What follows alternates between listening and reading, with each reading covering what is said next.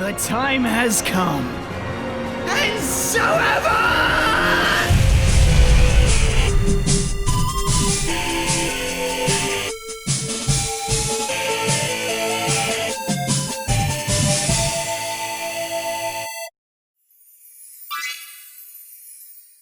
Ah yes, Kingdom Hearts. The series that needs no introduction. Except this 23,000-page lore manual! Nope, shut it up, dweeb, we'll do it live! So this is part 1 of my Kingdom Hearts series retrospective as funded by patrons. Thank you all so much, and also, how dare you? We'll try our best to fit the games into meaningful groups for expediency, but Kingdom Hearts lends itself pretty well to that format anyway, because its narrative, plot, even design elements tend to come in waves. The first trio on offer tells its own contained story, slides from surprisingly effective melodrama to hilarity, all while spinning this beautiful meta-narrative tapestry all about fate. It's so... we gotta talk about it. So, Kingdom Hearts, the fated franchise.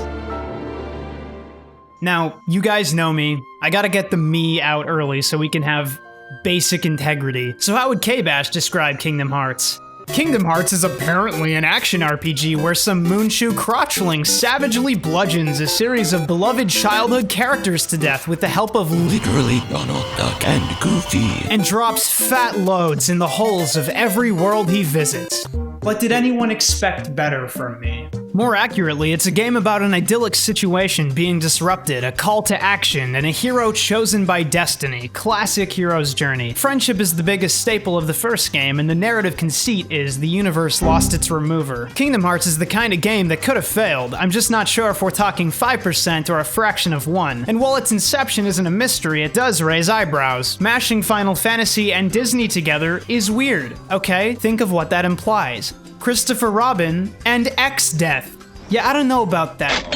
Sold! And sell it did, though as a somewhat risky play, shooting at a hazy demographic with the pitch and core gamers in the execution. The first installment is the epitome of basic. All told, good choice considering where the series ended up. And it's not bad being basic, even without the mechanical advancements and plot lunacy of later games, it's still a complete package experience. You got the silky visuals, the stirring songs, the crispy sounds. I can sense the love, it's palpable. The aesthetics do a lot of work selling the experience. It's why I've moved away from believing in raw gameplay. All kinds of things make meaning for people, and these are the gateways, small as they are. Now, okay, admittedly not every gateway is perfect.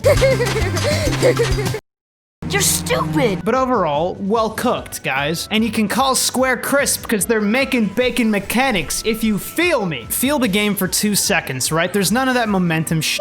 There's big obvious animations. Yeah, you linger in the air a bit long for my tastes, and you don't really get meaningful animation canceling, but the mechanics are simple and clean. It's more an action adventure anyway, not a Ninja Gaiden, and it leans heavily on its RPG mechanics as well. All that makes sense for the first game, Sora starting figuratively and literally at level 1. Level 1 being good enough to make his rival look like a boob. Ah, Riku, 20 hours from now I'll be destroying you with Bambi. How does it feel to be the tiniest baby infant man yet conceived? As far as combat options go, it's not that many things, actually. Oh, what a mess. Magic is huge, works as a strong supplement to general whackery, though I wouldn't call it a hard alternative. Attacks are infinite, MP isn't. And attacks build MP anyway, they're meant to be used in harmony. Summons exist, though you hardly need them to get through the game. A very Final Fantasy addition, except instead of dragon or god, you get Dumbo, so I guess it's exactly the same actually. Throw in several different consumables and the scale tips RPG. Throw in weapon clashing and it tips action. Sprinkle the special moves that require contextual situations and magic power to activate, and you've got what some might call a hobbling hybrid of genres and what other people call Kingdom Hearts. I don't hate it, but if you listen close, you can hear the raw action game shrieking for release from its eternal hell prison. Now, I've got a fair bit of respect for the mechanics and polish, but how's the gameplay overall?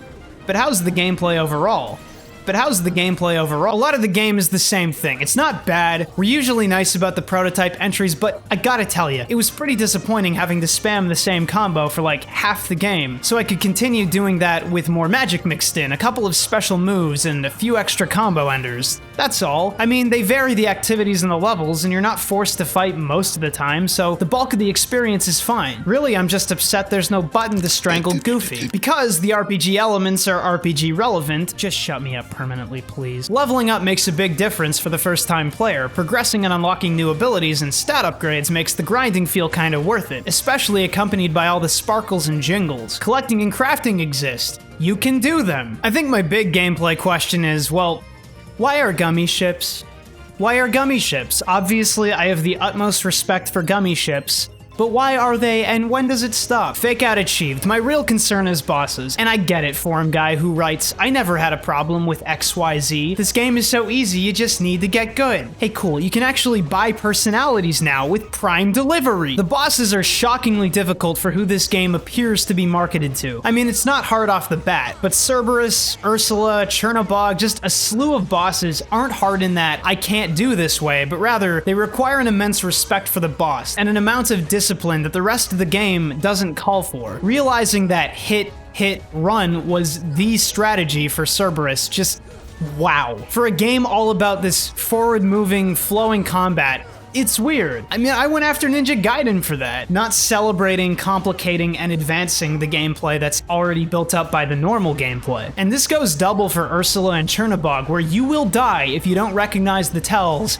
and haul ass. But they're plausible, and definitely ignite the fire in the player to keep going. You're not really gonna let Disney beat you, right?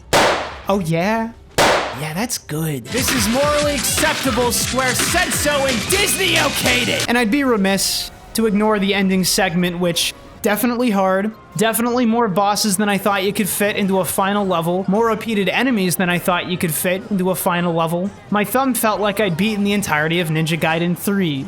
Love it. Now I know some people are worried that I hate Kingdom Hearts, and yeah, it was dragging on me, but getting through Neverland and being able to fly gave me the dumbest grin. I don't know if Disney had a magic quota they needed filled before the game shipped, but just being able to fly in 3D space, change up the gameplay a bit. It's my best memory. Paradoxically, all of Atlantica felt pretty awful for the same reason, being a huge change in gameplay, but that might just be the annoying enemies, newly limited moveset and mobility options, and having to do it in the latter half when things are starting to pick up. I'd like to talk story, but frankly, if you erased almost everything between the start and end of the game, it wouldn't matter. Like I said, the first game took a simple approach, and was fairly conservative with the original elements, giving tons of time to Disney characters, and some to Final Fantasy drop-ins, and I think the game is only lesser for it. Like I've heard people say Kingdom Hearts should focus on its Disney stuff, but why? I've seen every movie represented in game, okay? The Disney stuff is just movie plots done quick, and without any overarching relevance to the actual plot emerging regarding Sora, Riku, Kairi, Ansem, these characters with room to grow, but who are constantly being ferried around, supervised, restrained by these soulless Disney husks. Finkelstein ponders briefly about the nature of the heart, something directly relevant to plot elements, and that's about as close as it gets. There exist fragments of worth in the Disney scenes, but very little of substance, making the entire inclusion, the entire fanfiction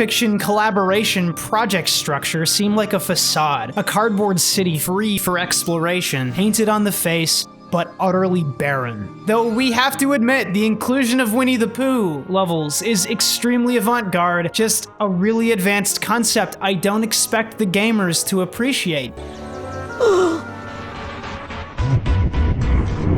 I guess when I first played this, I thought, okay, Sora, Riku, Kairi, the original stuff, it's really basic. They establish a lot of little concepts, nouns, etc. that become much more relevant later in the series, but it's also where the game thrives. Even though I know some people who are spit-taking right now. I think I'm known for not properly enjoying crossovers and fanfiction stuff because I want to see the original content respected. I think the original work of a creation is sacred in a way, and is only besmirched by the presence of external elements, presumably to justify the original content's existence. That's genuinely sad. And yeah, the hero, rival, I don't know, third wheel dynamic isn't new, but you can feel Sora's frustration, heartbreak, and growth in a game that has both his childhood friends vanishing and sets him on a path to make things right, only for things to be changed irreparably. The fated hero who's fated to change along with everything else in his life. Kingdom Hearts 1 is not a terribly sad game, but that concept is the seed of the series' strongest moments.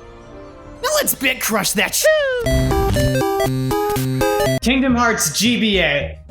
Spin-off? Never heard of it. So Chain of Memories was released for the GBA between 1 and 2. What about the remake, KBash? Yeah, what about the remake?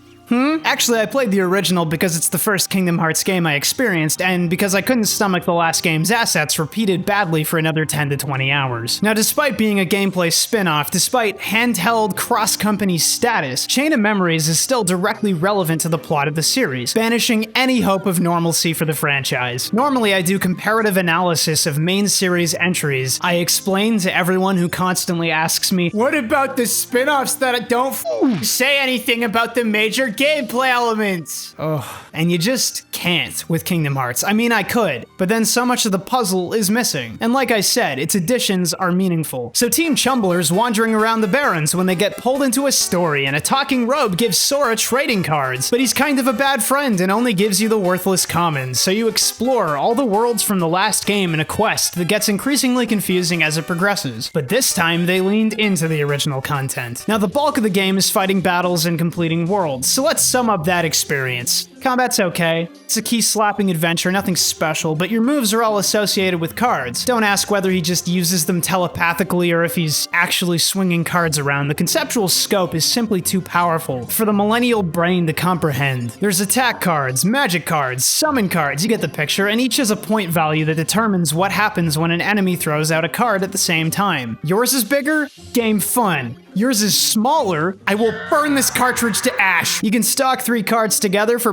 big, girthy numbers and swing them around, even activate special moves at certain card totals and with specific combinations. This is Sonic Blade, and you will use it through the entirety of endgame grinding. That's pretty much it. Your moves are just another expression of the RPG elements founded in the first game. Kingdom Hearts loves its menus, and leveling up alongside strategic deck building is the answer to everything in the game, not just dexterity. Honestly, the systems are good, the game's engaging. So, how about them levels? They start okay, it's squares with doors, randomly generated interiors, and enemies depending on what kind of card you use to open the doors in the first place. You can make save rooms, trading card shops, rooms where you can foil out your deck, or just overwhelming darkness, and that'd all be well and good, except as the game goes, cutscene checkpoint rooms become locked behind increasingly restrictive doors. Doors requiring a specific card number, ridiculously high numbered doors to drain your collected cards. And you get door cards, naturally, from fighting battles. 1 or less per battle, that is. So when you walk up to that cutscene checkpoint door and it says you need 7 and up, and you're all 6s and 1s, and you're just trying to get through the stupid meaningless Disney cutscenes,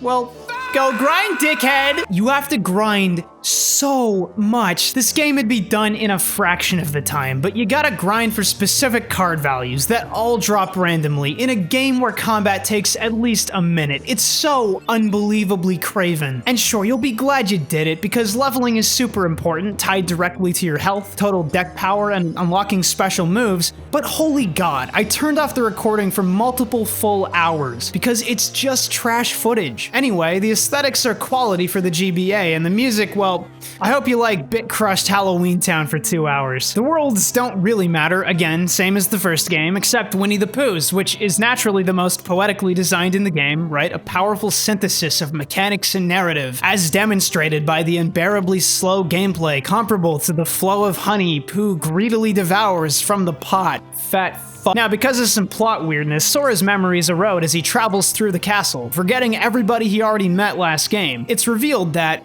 spoilers, the worlds are false anyway, pieced together with Sora's memory, which is being remotely operated on by some girl at the behest of this shadowy cult that are best enjoyed after 2 games of context. And also not Riku is here, so let's hit the break real quick before talking plot. The boss combat is important to Kingdom Hearts, and here they're just about the same as before, despite the entirely different combat system. They range from pathetically easy to smashed controller hard, and some are easily exploited due to programming oversights. Some fall to specific strategies strategies. Some require a fair bit of dexterity and deck building. It's kind of uncanny how comparable the boss design is, actually. What I do like about the game is its decision to push the original content, because frankly, the Disney stuff is mostly total recapitulations of the first game, but watered down. Kinda sucks. Thankfully, the player gets to uncover the mysteries of Not Riku, Namine, Diz, the organization. I'm serious, when Disney's on the screen, it's exactly what you'd expect. Totally predictable. When Disney and Final Fantasy's on screen, though rare, you get some funny stuff. When Kingdom Hearts characters are on the screen, like Goofy's slapping Lark's scene hell yes! And the story you uncover through Sora's campaign and eventually Riku's campaign, because they gave it the effort and it shows, sets up this intriguing web of madness that would unfold over the course of the series' lifespan, some of it still unfolding today. And because Nomura was allowed to do what he wanted without too much external interference, we get this excessively dark story of manipulation, gaslighting the protagonist, a child, but we watch him overcome that genuinely vile shit with raw character, setting firmly in the narrative that Sora was chosen to be a hero for a reason, that Sora will be a hero, period, regardless of what happens to him, the situation he's in, with or without his friends, without regard for false memories or context. It's not the biggest entry, nor the best, but it serves its purpose. Now I know we're breaking new ground today. Did you know? Kingdom Hearts 2... good. Finally, we can get hype. This is it, people. The big one. Oh my god. KH2 is so stuffed with content. It's amazing the thing's not herniated and prolapsing simultaneously. Man, people are eating. More worlds to explore, a rapidly expanding story, keyblades, crafting, a genuine hardcore action game lurking below the surface like a rock in a snowball, bigger bosses, bigger story beats. Goofy's dead! Oh! But the biggest thing of all is that tutorial. Long, confusing for fans who didn't play 358 first. I did. 2 opens with a pulled back camera, a set of tasks to exhibit the snappier gameplay, and for the first time I thought, man, maybe Nomura's a genius? Because the intro's cute and funny in different moments, but above that, it's a grounded, relatable microcosm of potentially any person's life. We watch this kid, Roxas, go through his day-to-day, come to like his friends, and feel every agonizing pull as fate slowly unravels the kid in his life. It's totally out of his control, and there's no real choice but submission. The entire sequence up until Sora's visit and departure from Twilight Town got me thinking about the creator. Who writes this kind of story? Is it somebody with fond memories of their childhood friends lamenting the passage of time that inevitably pulls us apart? Or is it a person who maybe never had that and ideated about how meaningful friendship is or can be? Are they trying to enshrine a memory, create a proxy, or write the elegy to an imagined past? I got the feeling, especially during the last somber departure, that for as much as people poke fun at the story, it could only be written by someone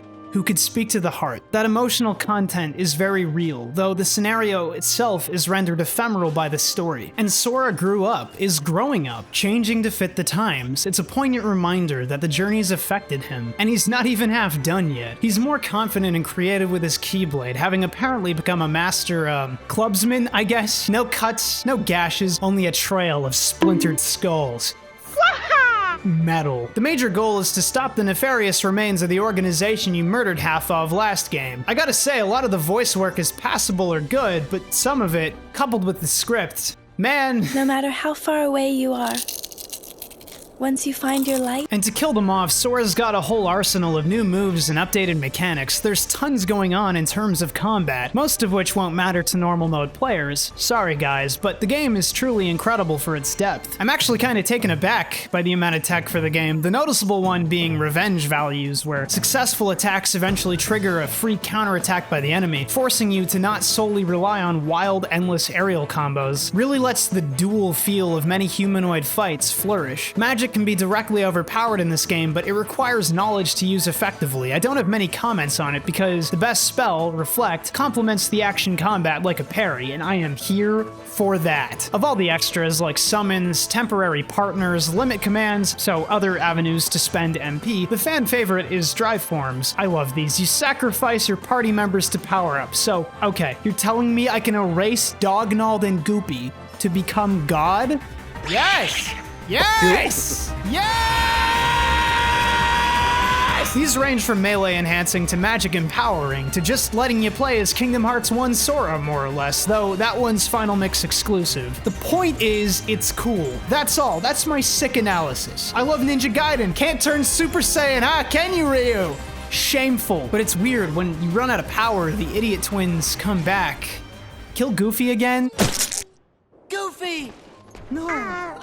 Come on, wake up! The only trouble is key abilities that were unlocked via story advancement in the first game, like high jump and glide, and for some reason dodge roll, are locked behind leveling up your forms, which shouldn't be a problem if you're an experimenting Edgar or whatever, and you've got to grind them up on your own time. Thankfully, the abilities unlock on the first level up with each form, and though they get stronger, they don't need to be stronger. Honestly, I started having way more fun, a way easier time in all these games once I surrendered any notion of finishing quickly and just played the RPG, you know? Now, I'll tell you outright that Kingdom Hearts has questionable moments. Some have used the words dumb or stupid. It's a preliminary assertion, something you say without the broader context of the games in mind, because unless I'm a crackpot, Kingdom Hearts is fascinating specifically for its synthesis of narrative and mechanics. If you've watched my show before, you've probably heard that phrase, but I'm serious. Think about it. Kingdom Hearts starts with a destined hero, someone who's incapable of not being a hero, even when he's been manipulated, even when it would destroy him, even when someone tries to take it from him, because he's the Keyblade's chosen one. If he beckons, it returns to him, and the devs clearly worked that conceit into the combat. And I get it, mash X and sometimes triangle is a meme. The combat's full of contextual animations for different enemy types. On normal, it can feel like it plays itself at times, but that's not a coincidence. And like, if you just mash X in the corner, nothing happens. You just get one swing. No consecutive attacks. You need to be hitting enemies to mash, you know, doing your job. Additionally, Sora's jump doesn't travel far or close distance effectively, it just goes up for the most part. He starts and stops on a dime. He's a largely stationary character until you commit to combat. Instead, it's Sora's attacks that close distance. Eventually, you start sliding into combat, go from ground to air, ride on the wind to slash your foes. Some of them are wild, like he's being pulled into combat, because he literally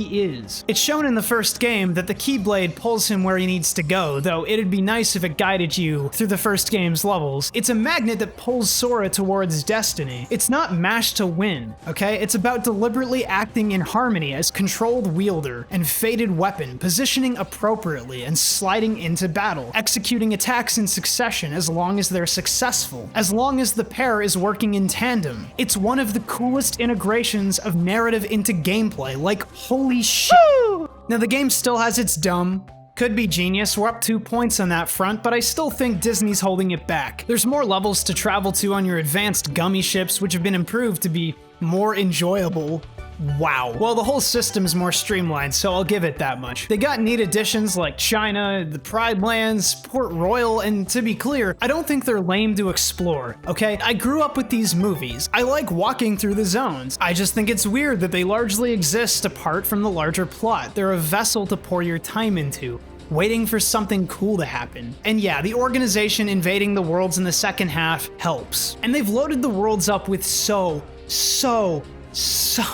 many cutscenes. By the end, I was just skipping through because it was so much fluff. Granted, it's harder to get lost in the levels the way you could in 1. They're more linear, which I can only applaud. Atlantica isn't even bad anymore. Now it's just... Am I experiencing this in real time? And they've broken up the story with a lot more relevant content. The plot seriously infects the game when it's allowed to. I love it. The organization is super cool. Yeah, I said it. And they're the perfect action game bosses, unique anime villains with interesting weapons and movesets. Even the ones that died in Chain of Memories can be fought, and really early too. What's this? Behold, a sigil. Well, let's have a fun battle against Larxene.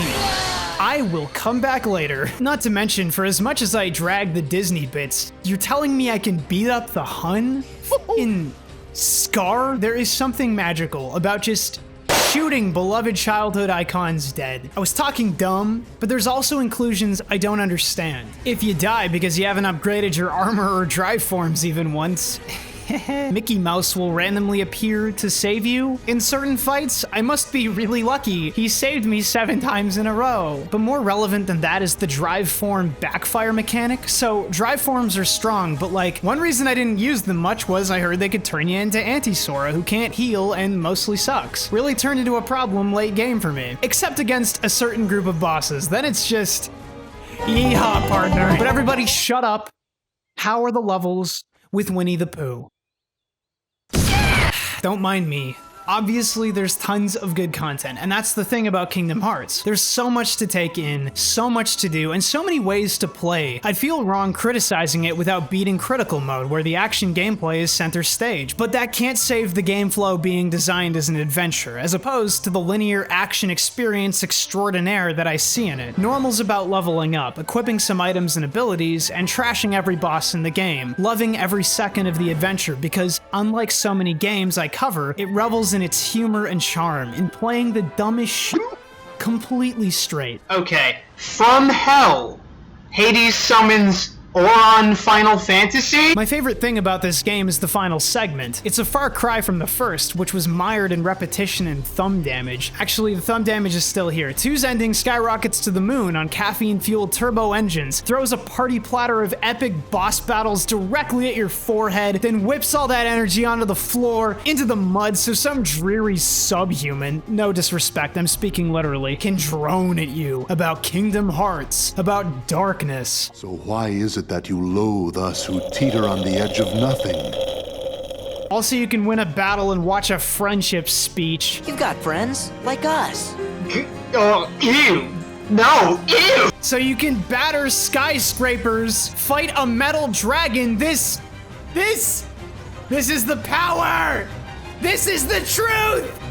This is the light of God! How am I gonna face everyone? Like this? As far as adventures go, it's pretty transcendent. It's no secret that Kingdom Hearts, just as a series, is packed with post-game content and rewards for those who want to sink in the time. Beating down the past organization members is so fun. There's so many unique mechanics to the fights. I don't think I've ever seen a lineup of so many people dressed identically that act so wildly different, and they're always enjoyable to fight. Sadly, I did not get to the hardest of the secret fights, but that's for a critical run that I'm hoping for in the future. So, let me level with you. This series is incredible, a truly unique thing that could have ended up totally cynical. And it's definitely not for everyone, but that only makes its fans stronger. Kingdom Hearts correctly assumed there was a genre of person that sings Broadway tunes to themselves when no one's around, with no training or clean-sounding voice because they just want to feel the music. Kingdom Hearts is that keepsake you've never thrown out next to your bed that you pick up and think on fondly when you're feeling particularly nostalgic. Kingdom Hearts punches your heart like a strong piano chord, then lingers in the air and fades, never quite forgotten but entirely out of sight. Because Kingdom Hearts was fated for greatness, and its legacy resounds today. Barely need to lift an ear. You'll hear it.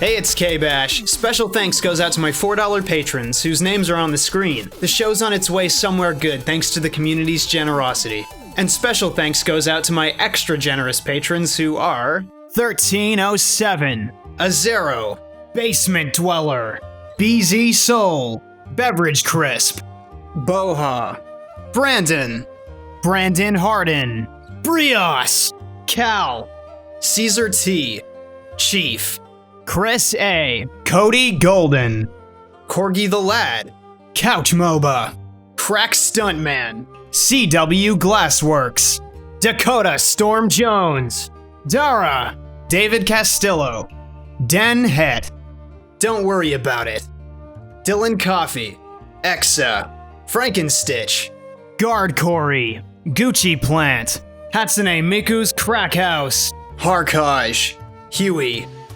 Jason Lasky, Jaden, Jdaeus, John Weber, Joke Frog, Justin Sherry, Keith Myers, Kelvin, Creighton, Crazy Dark Chocolate, Latrix, Laundry Mom, Lego Sid, Liam, Lon, Lucas Phoenix, Magical Madman, Markules, Marmato, Maximilian Wolfgang Niver. Milky Moo Official. Mr. Dodongo. Miles Burris. Ol Burgle. Only LK. Pink Peacock. Quasar McDougal. Quillworth. Quinn. Reggie Rodriguez. Ricochet Frame. Sagitrash. Siren Smells Good. Salty Smasher. Sekai no Awarida. Seamus Nerd. Shod. Simp God. Special Children. Spooky Grimalkin. Sublime Cataclysm. Super Sandwich Guy.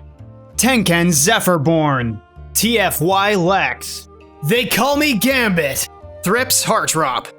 Travis Edwards. V01156. Venom. Viewers Like You. Vic. Walter Taggart. Waposa. Weeb Trash. Well shit. Yay Kundo. Zachary V. Zanaso. Zane the Impure. Zane the Pure. Zed Slayer Gamer.